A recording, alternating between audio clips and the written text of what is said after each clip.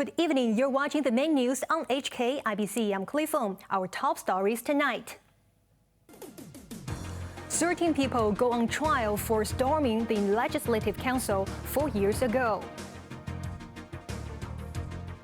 Recep Tayyip Erdogan wins another 5-year term as Turkey's president. And Hong Kong's exports decline for the 12th consecutive months. 13 people who allegedly stormed the Legislative Council 4 years ago appeared in court today. 7 of them pleaded guilty to rioting, including former student leader Elsin Sun. Janice Low reports. It was a reunion of sorts outside West Kowloon Magistracy this morning. Former Hong Kong University Student Union leader Elsin Sun greeted friends and supporters, even taking group photos ahead of her trial. The joyful scenes hardly tell the story for the 27-year-old, who faces a lengthy spell behind bars. This is because the law graduate, together with activist Vantaslav, Amy Pat, who is known for her role in the 2014 Occupy movement, as well as 4 others decided to plead guilty to rioting over a violent protest in 2019. 6 remaining defendants, including actor Gregory Wong, denied the rioting charge. But the 42-year-old celebrity pleaded guilty to a lesser charge related to the storming of the electrical complex. The trial for the 13 defendants is expected to last 44 days. All the defendants were accused of storming the legislature on July 1st, 4 years ago. After surrounding the complex, hundreds of protesters smashed exterior glass panels using metal rods and trolleys in the afternoon. Police initially tried to defend from inside, but ultimately retreated after they were heavily outnumbered. The building was evacuated in the evening hours before the barriers were breached. Demonstrators vandalized the hallways, as well as the main chamber, including the SAR emblem in the center of the stage. They stayed for hours before police reinforcements returned at around midnight to disperse them. While no one was seriously injured, the event was broadcast live on traditional and social media and made international headlines. Janice Low, HKIBC. 3 High Court judges have unanimously rejected Jimmy Lai's bid to suspend his national security trial. Judges Alex Lee, Esther To, and Susana de Almada Remedios concluded the media tycoon's application for a permanent stay of proceedings were groundless. In one of his arguments, Lai accused a National Security Committee of acting in bad faith by preventing him from hiring British counsel Tim Owen. But the 3-judge panel felt Lai could still be represented by an experienced team of 6 local counsel and be afforded a fair trial. The 75-year-old, who has been remanded since December 2020, is accused of conspiracy to collude with foreign forces and sedition. The trial is set to begin in September. The second round of consumption vouchers worth $2,000 will be dished out in July, but this will likely be the last round of cash handouts, as the financial chief rejected calls to make it a recurrent program. With the $3,000 worth of consumption vouchers running dry for many people, the financial secretary announced that the remaining $2,000 will be dished out on July the 16th, exactly 3 months after the first batch. Eligible residents can simply sit back and wait for the money to be credited into the digital wallet of their choice. The credit must be spent before February the 29th next year. Those who wish to switch to another digital wallet can submit an application between 5th and 27th of next month.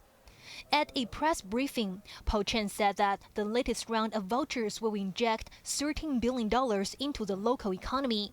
But he admitted the scheme, which began in 2021, is unlikely to return next year.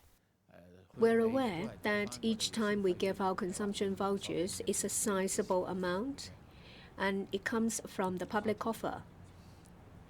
In previous times when we dispersed consumption vouchers, that was because of the poor economic performance as a result of the epidemic.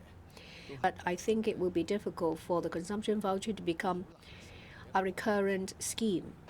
Chan also revealed that a slew of promotional events under the Happy Hong Kong campaign are in the works. They will be rolled out in tandem with the next round of consumption vouchers.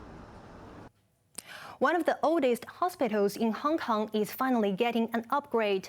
From Wednesday, emergency patients at Cornwall Hospital will move to a new complex, which features state-of-art facilities and an all-new short-stay medical ward. Janice Low reports. 7 years since demolition crew moved in, Cornwall Hospital finally completed the first phase of its massive redevelopment project. As part of the $11.3 billion upgrade, the accident and emergency ward at the main hospital block on Waterloo Road will gradually cease to operate from 7:30 a.m. on Wednesday. Instead, patients have to make their way to the new 19-story complex round the corner on Pitt Street. The new emergency room covers an area of 6,400 square meters, almost 2.6 times the size of the existing ward. Instead of admitting patients to inpatient wards, some of them will now be admitted to the all-new emergency medical ward, which provides 40 beds. Cornwall's chief executive hoped this new mode of service could facilitate the turnover of patients and shorten waiting time. We are aiming that this would be providing a short stay, high turnover ward, so that patients that need urgent service could be admitted into these beds as soon as they are available, get the necessary emergency treatment and the consultations, and then can be discharged as soon as possible. Emergency Ward Chief Chen Tongning was confident of addressing the heightened demand, saying medical staff have been undergoing a lot of training recently. They will also get help from smart technology, which includes an electronic register connected to 5G networks for speedier access. Janice Low, HKIBC. China will send its first civilian astronaut into space as part of a crewed mission to the Tiangong space station tomorrow. Gui Haichao, a professor at Beihang University, will be accompanied by Major General Jing Haipeng and aerospace engineer Zhu Yangzhu on the Shenzhou 16 spacecraft. It will be Jing's fourth voyage, but the first for Gui and Zhu. The trio are set to take off from Jiuquan Satellite Launch Center in the northwest Gobi Desert at 9:31 a.m. as part of a crew rotation for China's own space outpost.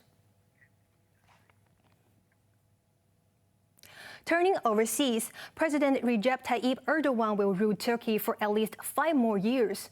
The long-term leader called for unity after defeating opposition candidate Kemal Kılıçdaroğlu in a runoff. Sachin Kadri reports. Kimse kaybetmemiştir. No one has lost today. Recep Tayyip Erdogan struck a conciliatory tone after the incumbent president secured just over 52% of the vote in a runoff yesterday. Addressing hundreds of thousands of his supporters in the capital, Ankara, Erdogan said Turkey was the real winner and it was time to put aside all the debates and conflicts and unite around national goals and dreams.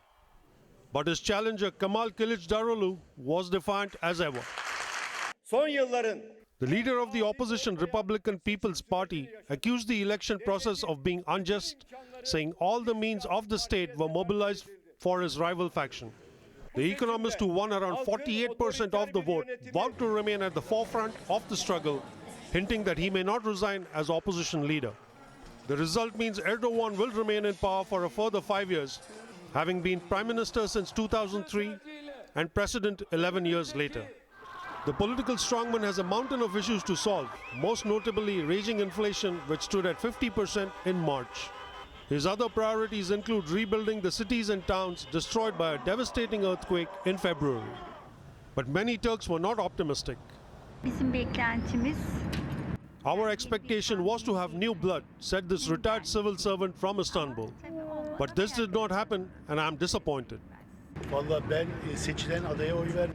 Another man said he was particularly upset with the government's immigration policy, which allowed millions of Syrian refugees to arrive in Turkey over the past decade. Sachin Kadmi, HKIBC.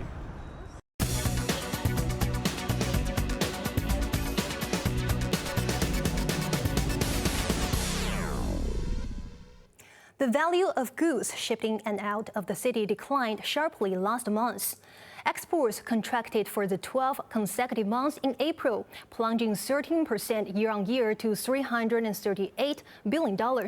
Imports were also down 12% to $375 billion. The trade deficit of $37 billion was lower than the $112 billion recorded in March.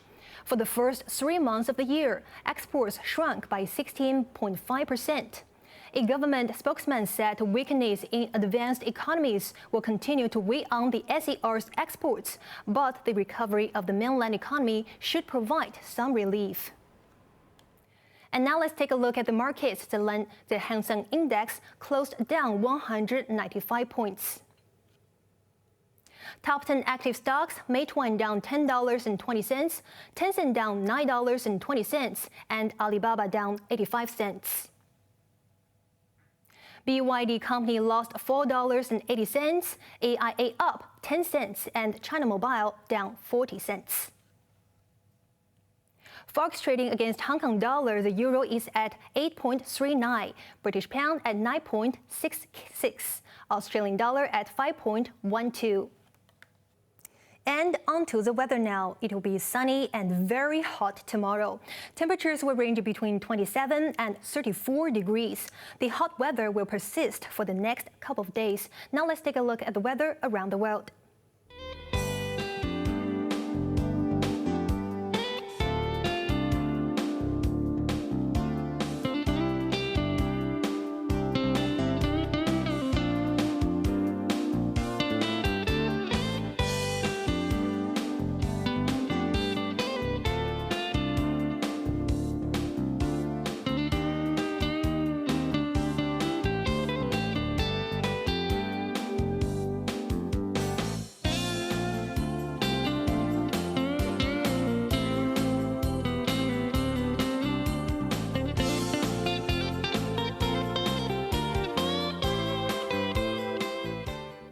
And that is our main news for Monday night. Join us for more news at 11. I'm Chloe Feng. Thanks for watching. Good night.